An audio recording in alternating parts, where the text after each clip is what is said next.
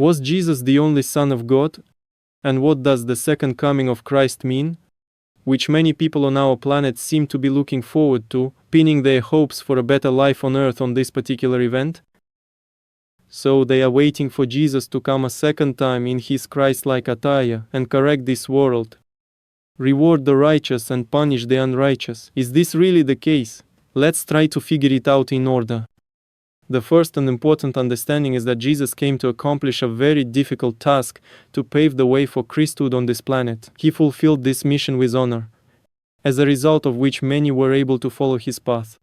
This path is the path of achieving unity with God through an inner transformational process. This process is known as the spiritual path and involves the transformation of a person from their human state of consciousness to a state of consciousness that is identical to God's consciousness. And this consciousness is known as the Christ consciousness. This is obvious and does not require proof, since Jesus himself said about it, "I and the Father are one."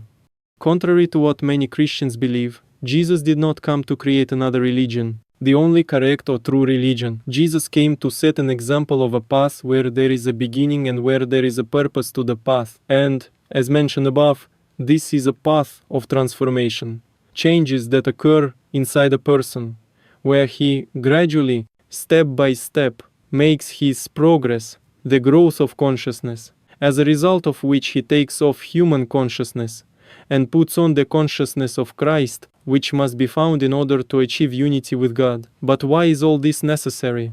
Isn't there a more pressing problem for humanity? It seems that all this spirituality is very far from real life, divorced from it, and has no practical use. Is gaining Christ consciousness such a primary task? If you look at this world, you may doubt that the so-called spiritual tasks come first. There are so many problems here on this planet Earth that just listing them would take up the entire time of this video.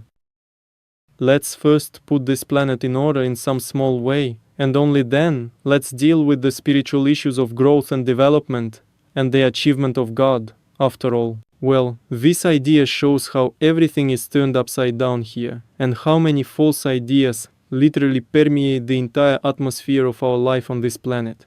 Here are some of these false ideas. False idea number 1.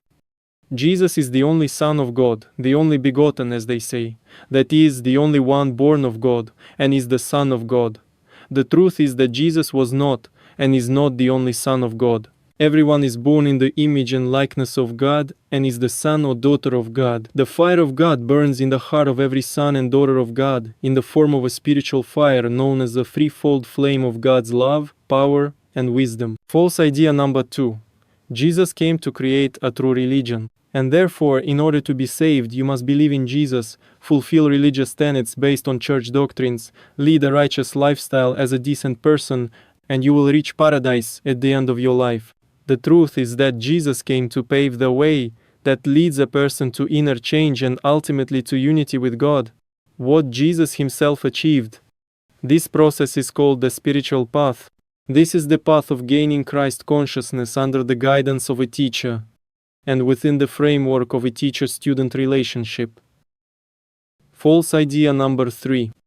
Living your human life, you need to make yourself comfortable in this world. This means that you need to acquire as much money and real estate as possible. Everything that leads and constitutes the concept of a comfortable material life under the slogan, "Take everything from life." This idea is most concentrated in the desire to live your life according to the standards of human happiness, as Jesus said, "What good is it for a man if he gains the whole world and loses his soul?" The truth is that life has a spiritual side, that the true basis of every person's life is a relationship with God. And there is a key difference between religion and spirituality, and that true spirituality is universal spirituality. It is inside every human being, as Jesus claimed. The kingdom of heaven is inside. Then it naturally follows from this that the true meaning of life is to put spiritual goals at the forefront of your life, accept them, and consistently realize them, following the path that Jesus paved. In this case, Jesus becomes an example, not an idol. And the very process of achieving unity with God becomes a living, creative process, under the guidance of Jesus and other ascended masters, who followed the same path on earth and achieved their unity with God through the ascension ritual. So, the creative spiritual path, the path of discipleship, the teacher-student relationship, the living presence of teachers, ascended masters, the true spiritual goals of life, the achievement of Christ consciousness and its expression through individual Christhood, and, ultimately, the achievement of unity with God. All this is a concept related to the spirit and the spiritual side of life, to God.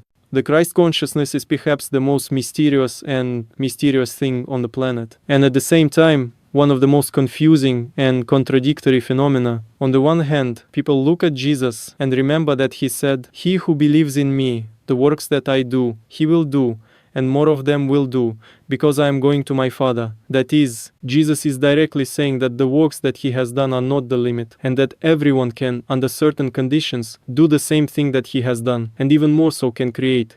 On the other hand, he, Jesus, has been elevated to the level of the only Son of God in the minds of people, and we humans are sinful beings. Isn't it said, "Behold, I was conceived in iniquity, and my mother bore me in sin," and where can we go to the Lord himself? And of course we cannot do the same things that Jesus did, let alone do more than those that Jesus did.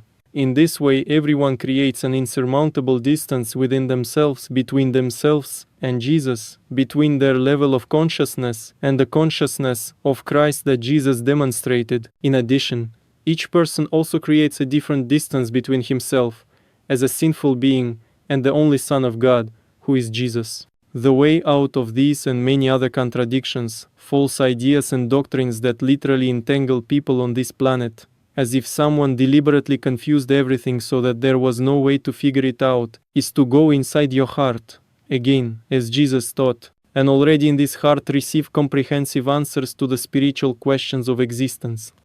Well, in this case, we return to the roots, because it is said, "And know the truth, and the truth will make you free." How can we know the truth? How do you find out who we are? Why is everything like this here on this planet? How do you understand what the true goals and meaning of life are? And most importantly, how to achieve them? Well, the answers to all these and many other questions have been given, and they are given by those who know, by those who not only know the truth in its entirety, but also have the right to speak and teach this truth, a right obtained legally. And God is the only law for people. He alone sets the laws and determines the order of existence of His entire creation. Thus, those beings whom God Almighty has assigned to do certain work of teaching and assisting in the development of lifestreams on this planet are His true representatives. And these are the ascended beings, also known as the ascended masters, or the ascended masters of humanity. There are many famous names among them. And first of all, of course, the Ascended Master Jesus, the Ascended Master Gautama Buddha, Lord Maitreya, Mother Mary, Kuan Yin, the Ascended Master Krishna, Shiva, Sanat Kumara, the Ascended Master Saint Germain, the Hierarch of the Aquarian Age, and many others. But there are also Ascended Masters whose names are unknown to a wide range of people. One should not be surprised that Gautama Buddha's name is located next to the name of Jesus, for example, because there is no religion in heaven, and the Ascended Masters honor the living, true God in their hearts. They are not separated by religions, but are united in the flame of unity, and constitute the heavenly hierarchy of beings of light serving humanity. Their consciousness is one with God's consciousness, and they have completely transcended the human ego-based state of consciousness. They completely overcame the dual consciousness, having passed the earthly path and achieved their ascension, having completed the school of the earth. So, the Ascended Masters are the teachers of humanity, appointed to them by God, and serve people in this capacity. And there are those people who, having seen the living example of Jesus, and then of other Ascended Masters, came and said, "We want to gain our victory just as you have gained it. What should we do to achieve this?" And since the cosmic law says the call obliges us to respond, the Ascended Masters replied, "Well, the first step is to accept the path of discipleship, which arises as a teacher-student relationship. The teacher assumes the responsibility of leading the student along the path of growth and elevation of consciousness, and the student assumes the obligation to follow the teacher along the path. And this path is known as the path of tests and initiations, and the same path that Jesus himself walked in that mission more than 2000 years ago, where his teacher, and few people know about it, was the ascended master Lord Maitreya. All modern disciples go through in our time. The entire hierarchy of light was then preparing and supporting the mission of Jesus.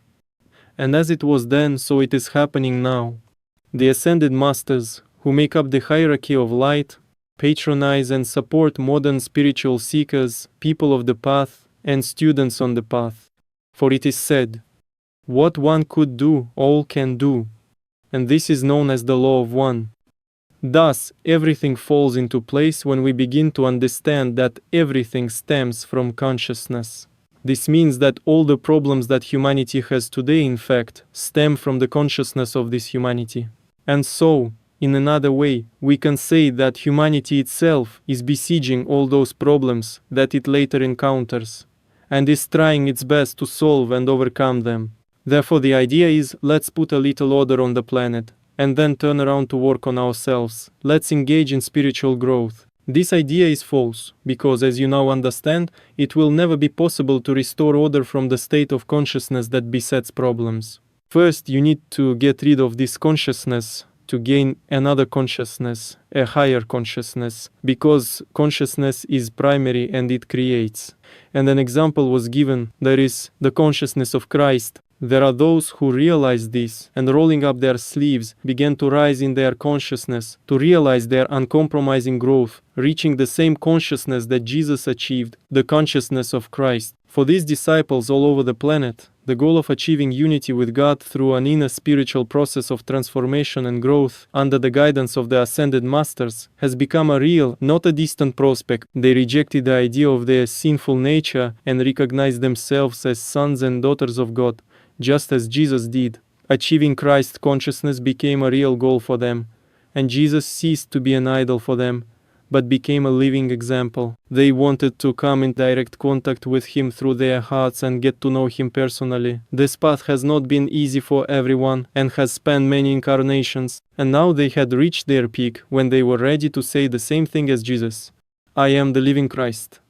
So the people of the path of Christhood, responded to the call of the ascended masters and all gathered together on the mountain peak, including the mountain peak, not only in the spiritual sense but even in the physical. Alta is a mountain. To participate in the conference, the Second Coming of Christ from June 9 to 12, 2022. It became a sublime and reverent event, when, in the presence of the ascended masters and fellow Christians, everyone was able to say, I am the living Christ here and now. And these were not just words, like many words that people say. These were perhaps the most important words of recognizing oneself as Christ, and at the same time declaring oneself as Christ to the whole world. These are words that reflected the inner essence of everyone, their identity, and were spoken not by the mouth, but by the heart. It's hard to believe that this great event happened and that you were a participant in it, but this event really took place. And answering the question that we asked at the very beginning of this video about what the Second Coming of Christ means and how it will happen, we know the answer to this question. It has already happened. And it will not happen through the Second Coming of Jesus, but it is happening now through each of us, those who have reached their consciousness of Christ and revealed Him to the world. Everything is not happening the way people see it, and the Second Coming of Christ is the command of Jesus, who was the first and paved the way for each of us to become Christ. Do the same thing that I have done. And thus the Second Coming of Christ will take place through each of you. When Jesus fulfilled His mission, He said, "And when I ascend, I will draw all to myself." For over 2000 years, Jesus, along with His ascended brothers, continued to work with every life stream on earth, helping to raise consciousness and grow from incarnation to incarnation. And the most advanced part of them is a circle of 10,000 people who are ready to be the living Christ now, in our time. They are part of His mission, known as the mission of Jesus. And it has a deep inner meaning. John the Baptist was the forerunner, and in turn, Jesus is the forerunner of the birth of many Christs on this planet, who, working together with each other and with the ascended masters, will be able to create another world, another life on this planet. Here, in Altai, in Russia, this mission of Jesus has been revealed, and the first 50 people out of 10,000 around the world are living witnesses of his victory. At the end of this story, I would like to say, may the example of these people, who have worked hard on themselves, achieved Christ consciousness, and announced it publicly, become an example for all people around the world who are ready for this. Let them know that the time has come, and that the time of Christ on planet Earth has come through the fulfillment of the mission of Jesus Christ. This means that, from this moment on, a new countdown begins on the planet, affecting the very foundation of life, due to the changes that are associated with entering the stage of the life of Christ. And it's very similar to how things changed after Jesus came. And with his arrival, he influenced the course of life on planet Earth, radically changing it. And our direct appeal is to the top 10% of the most advanced life streams and to the participants of Jesus' mission on this planet. Awaken and walk the path of Christhood under the guidance of the ascended masters. Reach the consciousness of Christ and reveal this consciousness to the world, giving Jesus the final victory that he laid down then in his last incarnation 2000 years ago. Moreover, it has now become possible to follow the path in the world.